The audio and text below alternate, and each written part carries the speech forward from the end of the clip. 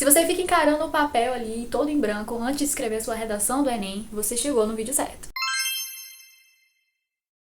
Muito bem-vindo, muito bem-vinda ao meu canal. Aqui é o Estudando com a Dani e você vai ter muitas dicas por aqui de como estudar para o Enem. E o vídeo de hoje a gente vai falar da temida, da falada, da polêmica redação do Enem. Há quem diga que é só resolver com o modelo pronto, há quem diga que você tem que aprender a escrever que nem Machado de Assis. E o meu objetivo aqui é explicar para você como você pode planejar...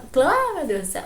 Como você pode planejar o seu texto antes de começar a escrever. Fazer o famoso projeto de texto. Porque a maioria da galerinha ali que tira 900 mais, que tira nota 1000 e consegue fazer sua redação mais rápido, de forma coerente e coesa, eles já sabem o que vão escrever. Mas eu não tô falando de modelo pronto, eu tô falando de já ter planejado seu argumento, o seu repertório, ter planejado ali a sua proposta de intervenção, e aí já é muito mais simples de começar a escrever. Então, mesmo que você utilize de modelo pronto, eu não tô te falando aqui pra você parar de usar totalmente, mas assiste esse vídeo. Aprende a fazer o projeto de texto, que eu tenho certeza que vai facilitar muito a sua vida e você parar de ter medo do tema da redação do Enem. Então, preste atenção e segue o passo a passo. Então, pessoal, eu vou explicar para vocês o passo a passo do que você tem que fazer antes de ir lá pro rascunho da sua redação do Enem. Mas antes, eu vou explicar para vocês algumas regras da redação.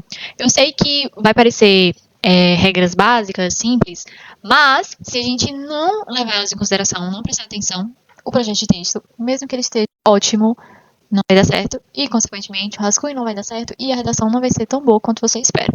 Essas regras da redação são que o texto, como todos nós sabemos, é associativo, argumentativo. Então, você vai argumentar ali sobre as questões daquele problema social que o tema traz. E, para isso, você vai ter 30 linhas. Você pode escrever o texto com 28, 27, 29 linhas? Pode, mas o ideal é que você tente ao máximo realmente fazer as 30 linhas. Por quê? Quando você usa as 30 linhas, você tem ali todo o espaço que é possível no seu texto para utilizar para argumentação, para trazer tudo que é necessário. Então, você não deixa a desejar e não deixa nada faltando, não deixa argumentação. Então, o ideal é que você realmente use as 30 linhas.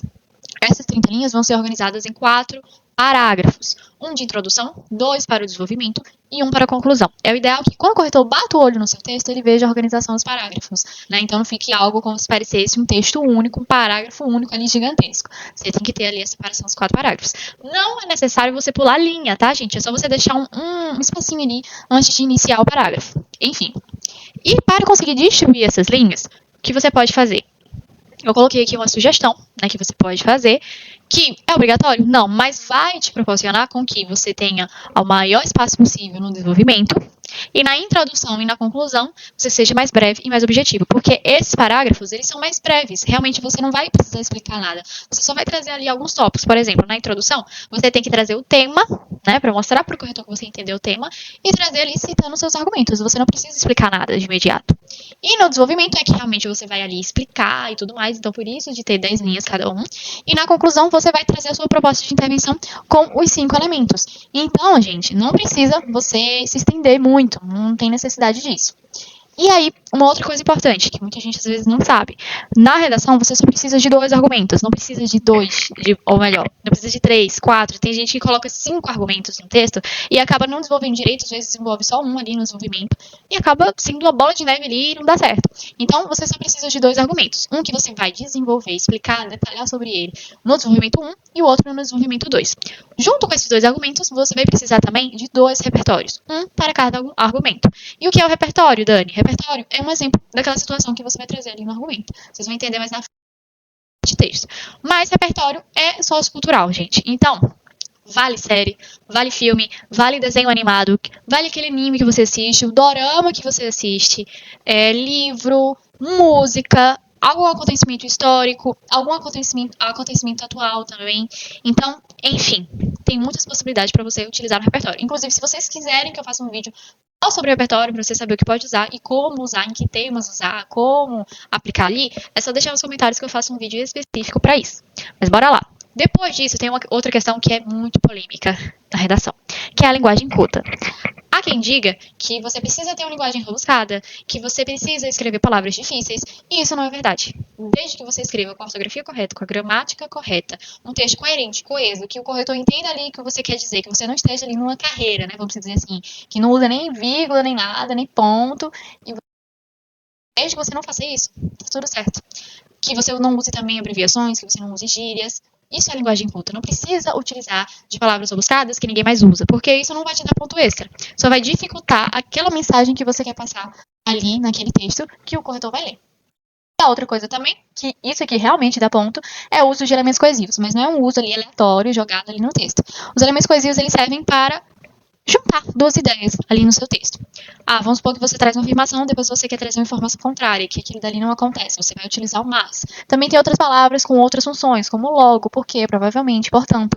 E o uso dos elementos coesivos na função correta vai ser 4. Inclusive, se vocês fizerem um vídeo falando as competências separadamente, também deixa aqui nos comentários. Inclusive, pessoal, antes de ir para outra regra aqui de proposta de intervenção, eu já queria dizer para vocês que esse material aqui que eu trouxe é um material que eu utilizo nas mentorias Power. Na mentoria Power é um acompanhamento, né, de estratégico para que, para cada estudante, de acordo com a dificuldade que ele tem, eu traga ali uma solução, uma esquematização, o que ele pode fazer, uma orientação mesmo. E aí, esse material aqui eu utilizo para aqueles mentorados que têm muita dificuldade. Então, eu estou trazendo aqui para vocês, gente, um material exclusivo. Então, valorizem, deixem o canal e também deixem aqui nos comentários as sugestões do que vocês querem para os próximos vídeos. Já na proposta de intervenção, o que você vai trazer? Basicamente 5 elementos. Que é o quê? Eu vou até mostrar para vocês mais na frente de novo, mas aqui só para ressaltar. É o agente, ação, meio, detalhamento e objetivo. E basicamente na proposta de intervenção você não vai ali solucionar a fome do mundo. Você basta trazer uma proposta de algo que poderia ser feito para amenizar o problema do tema, tendo esses 5 elementos que eu vou detalhar mais na frente. Mas bora lá. Dito isso, vamos saber aqui quais são os passo a passos para escrever a redação. Primeira coisa, interpretar o tema. Antes de escrever ali a sua redação, é necessário que você consiga e saiba entender o que aquele tema quer dizer, o que aquele tema quer de você. E a partir disso, a gente vai analisar as palavras-chave. Então, como é que a gente vai fazer essa interpretação do tema? Vamos para cá, deixa eu só descer aqui rapidinho. Vamos lá. Eu coloquei aqui o tema da redação do Enem de 2023, que era Desafios para o enfrentamento da invisibilidade do trabalho de cuidado realizado pela mulher no Brasil. Quando você pegasse esse texto ali, ou melhor, esse tema lá na hora, o que você iria fazer de imediato? Você tem que destacar as palavras-chave. As palavras-chave são aquelas palavras importantes que, se eu tirar do texto ou da frase, perde totalmente sentido. Nesse caso aqui, era desafios, invisibilidade, trabalho de cuidado e mulher. E por que eu começo pelas palavras-chave? É assim que eu vou começar a montar para conseguir entender o que aquele tema quer de mim. Porque a gente também tem que lembrar que a gente vai estar trabalhando com a adrenalina, com o nervosismo. Então, quanto mais artifícios a gente tiver para facilitar esse processo da interpretação, melhor. E aí, para cada palavra-chave, você vai colocar um sinônimo. Isso mesmo, você vai colocar um sinônimo que seja uma palavra, seja um conjunto de palavras que você poderia substituir aquela palavrinha ali, aquela palavra-chave na frase. Por exemplo, desafios. Eu posso substituir por problema, posso substituir por obstáculo, algo a ser superado. Invisibilidade, posso substituir por oculto, por algo que não é valorizado, algo invisível. Trabalho de cuidado, diarista, cuidador de idoso, dona de casa. Mulher. Eu já sei que é público feminino. Ponto. A partir desse momento, o seu cérebro já vai começar a assimilar do que é o tema da redação. E a gente também tem que entender que uma coisa é você pegar o tema da redação quando você está em casa, bem tranquilo, no seu sofá, e outra coisa é quando você está lá na hora da prova. Por isso que tem esse passo a passo. Então, vai anotando aí. Depois disso, você vai pegar as palavras que você ali colocou como sinônimos e vai organizar elas para você tentar reescrever o tema da redação. Como assim reescrever, Dani? Reescrever com as suas palavras, do jeito que ficaria mais fácil que você lesse se você entendesse o que ele quer dizer. E aqui eu coloquei 2 opções. Os problemas de invisibilidade que as cuidadoras de idosos enfrentam e a invisibilidade de trabalho que as mulheres que são cuidadoras. Isso já dando a ideia que eu me voltaria o meu texto, a minha argumentação para as cuidadoras, né? Eu não falaria ali de idosos, ou melhor, de donas de casa, nem de diaristas.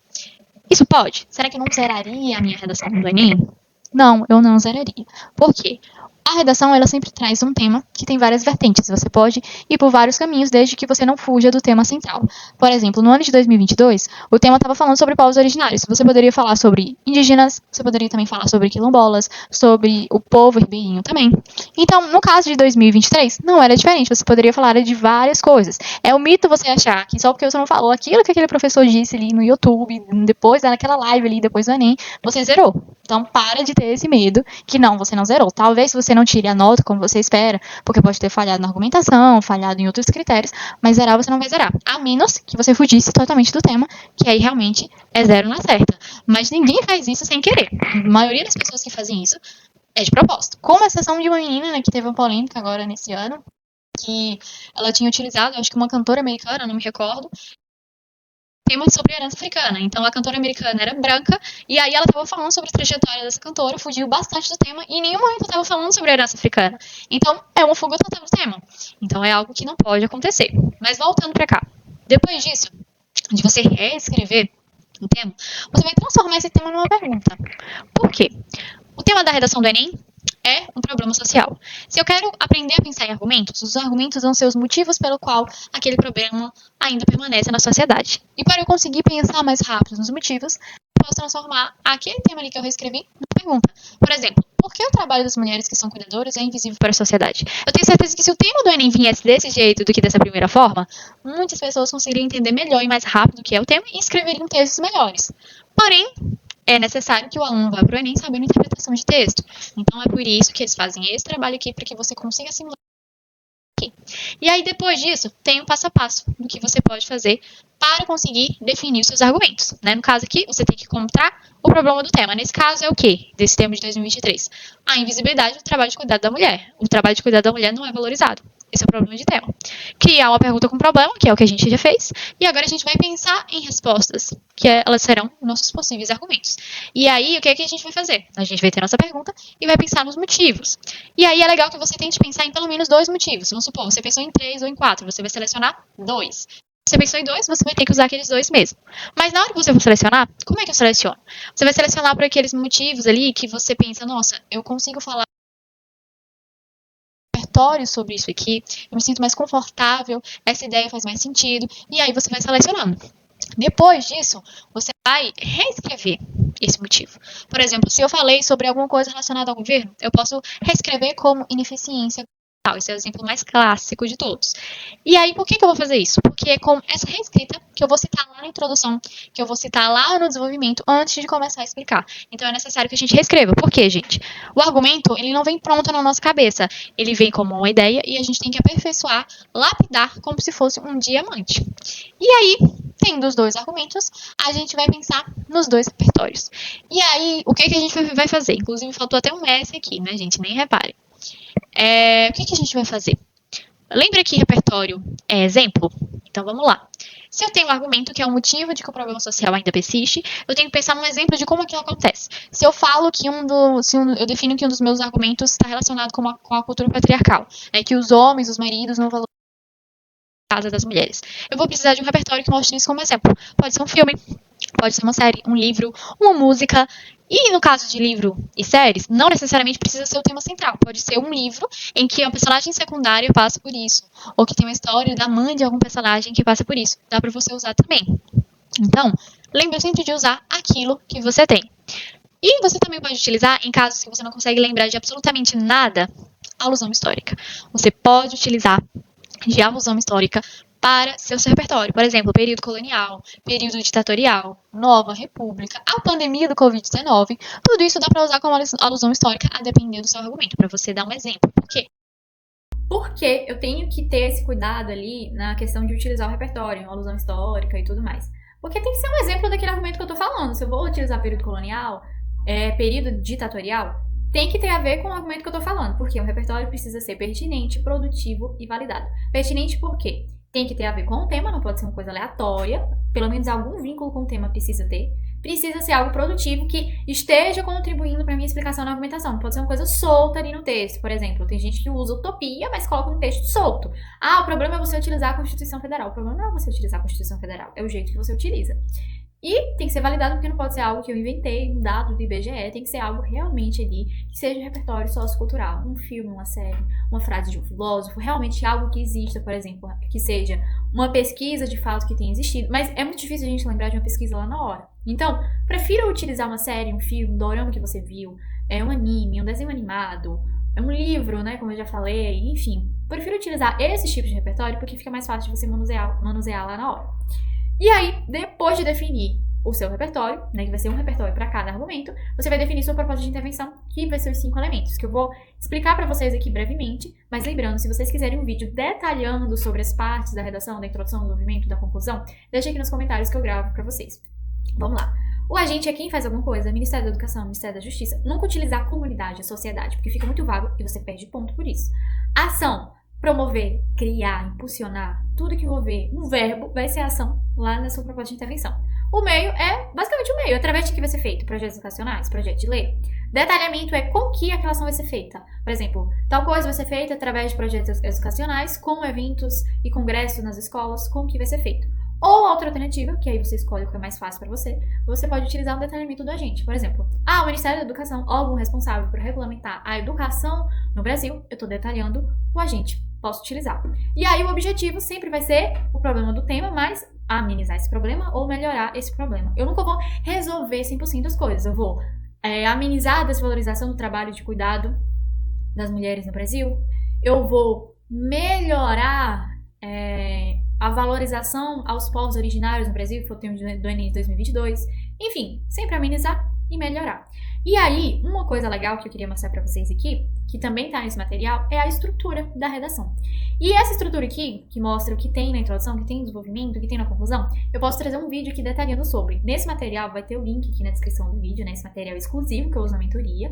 Então, gente, já deixa o like nesse vídeo. Inclusive, esse vídeo deu muito trabalho pra ser feito, mas se vocês perceberem, tem um corte no meio, porque eu tive alguns imprevistos. Então, já deixa o like, que tá muito, muito merecido. Mas vamos lá. Nessa parte aqui, eu deixei bem resumido pra vocês. Mas se vocês tiverem interesse, eu posso fazer uma série de vídeos falando realmente como é que faz a introdução, como é que faz o desenvolvimento e a conclusão, e quem sabe até fazendo aqui com vocês no vídeo para realmente mostrar como pode ser feito. E nesse material, gente, tem aqui a explicação de como definir argumentos para vocês relembrarem, como pensar em repertórios, enfim. E a última coisa que eu tenho para mostrar para vocês é sobre os níveis de escrita. Que aí, por que é importante eu saber isso? Eu sabendo os níveis de escrita, eu posso saber o que eu posso melhorar. Primeiramente, vamos relembrar as competências. Competência 1, ver gramática, ortografia, concordância verbal. A 2, vai ver o repertório, se ele é pertinente, validado, produtivo. A estrutura, se é uma redação assertiva argumentativa, se tem introdução, desenvolvimento, conclusão, enfim. A 3, vai ver a minha argumentação, a minha explicação, se eu deixei uma explicação vaga, se eu expliquei algo aleatório, enfim. A competência 4, vai ver a questão dos elementos coesivos, se estão no lugar certo, com a função correta, se está faltando elemento coesivo em algum lugar, se o texto está coeso, se ele faz sentido. Isso aqui também vai ver, se as ideias estão amarradinhas. A competência 5 vai ver a questão dos elementos da conclusão, se tem os 5 elementos. Se você tiver 4, 3, você vai perder ponto. Você tem que ter os 5 elementos. Não vale também, vou colocar 2 ações na proposta de intervenção e aí eu não coloco o objetivo. Você vai perder ponto do mesmo jeito. E, indo agora para os níveis de escrita, o que é basicamente? Se eu tenho de 0 a 680, meu problema é com estrutura. Eu preciso melhorar a questão de deixar o que é para introdução e no desenvolvimento. Nada de explicar argumento lá na introdução. Você tem que organizar a estrutura. E para fazer isso, eu posso ler redações 900+, e redação nota 1000 para perceber a estrutura desses textos. Se eu tô com 700 e 880, a minha prioridade vai ser melhorar a minha argumentação. O jeito que eu explico, o repertório que eu uso, a relação que eu faço do repertório com o argumento. E para isso, eu preciso treinar a interpretação do tema, que é o que eu expliquei para vocês nesse vídeo, e treinar fazendo um projeto de texto. E para quem tá ali nos 900+, tem que lidar com a revisão. E como é que eu faço isso? Como é que eu vou ajustar os meus erros pela revisão? Estudando partes. Na introdução, o que é que eu ainda tô errando? O que é que eu posso fazer para melhorar? Então, é um trabalho bem mais detalhista para você ir lapidando e ir aumentando a sua nota na redação. Então, gente, lembrando, a redação do Enem não é criatividade, não é genialidade, é aplicar a estratégia. E aí, se vocês quiserem mais vídeos sobre redação, detalhando como é que pode ser feito, deixa aqui nos comentários. Eu falo isso porque, além de ajudar os mentorados na Mentoria Power, ano passado eu também fazia correções do Enem, e eu consegui tirar 900+ na redação do Enem por 4 anos seguidos. Pra quem não sabe, eu fiz o Enem durante 6 anos, 3 anos como treineira, 3 anos realmente tentando a minha vaga no curso de medicina, e nos últimos 4 anos que eu fiz o Enem, eu consegui a faixa dos 900+. Então eu fiz muitas redações, eu fui mentora de redação lá na escola que eu estudava no ensino médio, ajudando outros estudantes. Eu fui treinada por um dos meus professores, que ele já foi corretor da redação do Enem. Então, assim, eu gosto muito de explicar sobre isso, e eu tenho certeza que isso pode ajudar muita gente que tá com dúvida ainda de como escrever. E aproveita também, se você gostou do material desse vídeo e tudo mais, compartilhe esse vídeo com seu coleguinha que também está estudando para a redação do Enem. Compartilhar conteúdo bom nunca é demais, não tenham esse pensamento de competitividade que não é legal. E no mais, lembrem que Redação é estratégia e não é criatividade, não é genialidade. É aprender, aplicar e replicar a estratégia. Eu te ajudei? Eu consegui facilitar a sua vida para você conseguir começar a escrever suas próximas redações? Se sim, já deixa aqui nos comentários o que você achou do vídeo, vai me ajudar demais. Não esquece de deixar o like, gente, de se inscrever no canal e, inclusive, se você não assistiu o vídeo falando sobre como estudar matemática pro Enem, eu vou deixar aqui nos cards, porque é muito importante você ver. E já deixa aqui nos comentários também o que eu posso trazer nos próximos vídeos. E não se esquece, nada de se comparar com os outros estudantes. Cada um tem o seu processo. E não é porque você está começando agora a estudar para a redação do Enem, não quer dizer que você não vai tirar uma nota boa lá no final. Calma que vai dar tudo certo.